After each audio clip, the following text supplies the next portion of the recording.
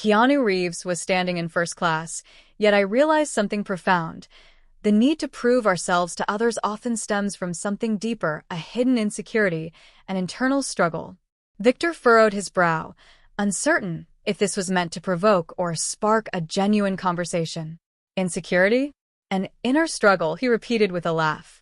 I don't know where you're getting that from, but you're completely off base. Keanu smiled faintly, shaking his head. Maybe, but I've met plenty of people who believe success was all about what others could see. Deep down, though, they were trying to fill a void within themselves. Victor fell silent, those words hitting unexpectedly. For a moment, he fiddled absent-mindedly with his wedding band before regaining his defensive tone. That's not me. Everything I've achieved, I worked for. I don't need anyone telling me how to live my life. Keanu, calm and composed, studied Victor for a few moments before responding.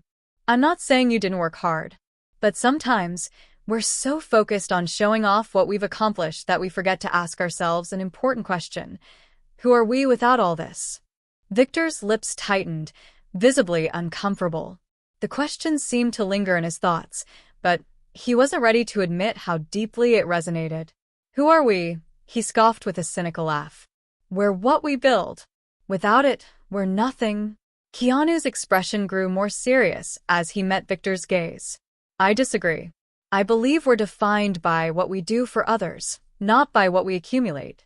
In the end, it's not about what we show to the world. It's about what we carry inside. He tapped his chest, and his words reverberated through the cabin. Some passengers nodded subtly, while Victor struggled to maintain his composure. Victor's frustration boiled over. Standing abruptly, he knocked over his empty champagne glass. You think you're better than me, don't you? He shouted, drawing everyone's attention. Sitting there with your clever phrases, acting like you know everything about life. You don't know what it's like to live in the real world. The flight attendants hurried over to diffuse the tension. Meanwhile, Keanu remained seated, calm and measured, waiting for Victor to finish his outburst. Then, in a firm yet gentle tone, he responded, I don't think I'm better than you. But I do believe we sometimes need to pause and reflect on what truly matters. Victor, you don't need to prove yourself to anyone. Those words struck a nerve. Victor sat back down, visibly shaken, his gaze averted as if defeated.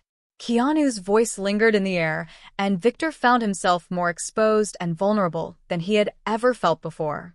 For the rest of the flight, the atmosphere remained tense.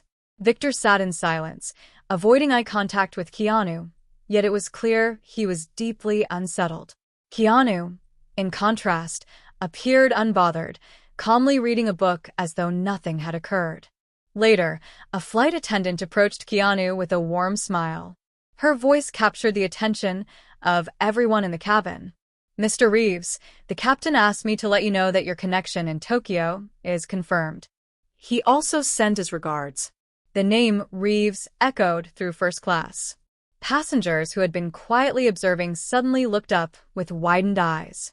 A murmur spread as realization dawned. Victor froze. Reeves, he muttered in disbelief. Keanu Reeves? Keanu nodded politely, thanking the flight attendant before turning his attention back to Victor. Something wrong? He asked with a small smile. Victor opened his mouth, struggling to form words. He glanced around, noticing the stares of other passengers, some curious, others disapproving. He sank into his seat, mumbling, I didn't know it was you.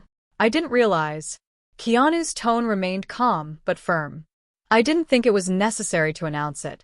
I don't use my name as a calling card. Victor stammered. I didn't mean to offend you. I just didn't know who I was talking to. Keanu sighed softly and leaned forward. Victor, what you said doesn't change just because you know my name now. The truth doesn't depend on who you're speaking to. It depends on how you treat others. Victor fell silent, the humiliation evident on his face. Keanu continued, life is hard enough for everyone.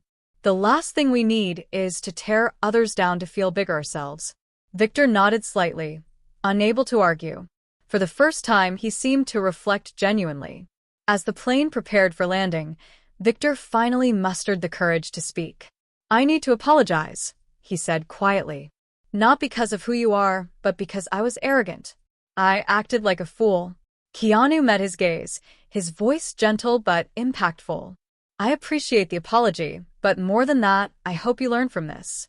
Sometimes, what we search for most in the world is what we need to find within ourselves. Victor sat in thought, Keanu's words echoing in his mind. As they disembarked, Victor watched Keanu walk away, greeting fans with genuine kindness. It was clear his simplicity came from within. Victor sighed, realizing he needed to change. Keanu's words left a lasting lesson. True success isn't about achievements or status, but about the positive impact you leave on others. The next time you face conflict or judgment, remember, respect and humility never go out of style. If this story touched you, explore more tales of compassion, hope, and resilience by clicking the screen.